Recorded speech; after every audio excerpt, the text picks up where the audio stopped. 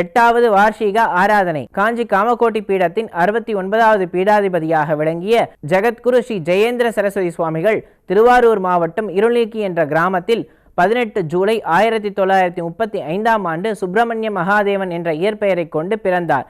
இவரின் தந்தை இந்திய ரயில்வே துறையில் பணியாற்றியவர்.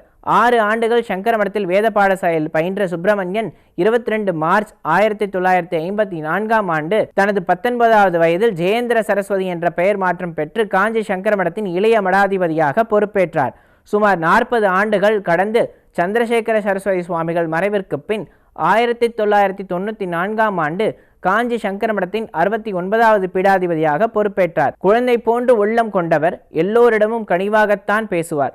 குருவின் மீது அளவில்லாத பக்தி கொண்டவர். அதிகாலையில் 4 மணிக்கு எழுந்து குருவின் அதிஷ்டானத்தை வந்தனம் செய்த பிறகே அன்றாட காரியங்களை துவங்குவது அவரது வழக்கம். குருவுக்கான பூஜைகளை நியமனப்படி நடத்துவார். ஆன்மீக பணிகளை மட்டுமே அதிகம் செய்து வந்த நிலையில் இவரது காலத்தில் காஞ்சி மடம் சமூக பணிகளையும் அதிகம் செய்ய தொடங்கியது. வடகிழக்கு மாநிலங்களில் கூட கல்வி மருத்துவ பணிகளை செய்து வந்தது காஞ்சி மடம். தமிழ்நாட்டில் இருக்கும் பல ஆலயங்களை புனரமைத்தவர் சுவாமிகள்.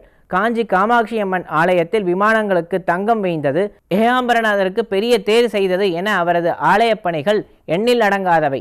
வடநாட்டில் தமிழக கோவில்கள் பலவற்றை உருவாக்கியவர். 1/3/2026 ஞாயிற்றுக்கிழமை அன்று மதுரை சங்கரமடத்தில் வெகு விமரிசையாக அவரது ஆராதனையும் விஷ்ணு சகசிரநாம லட்சார்ச்சனையும் நடைபெற்றது.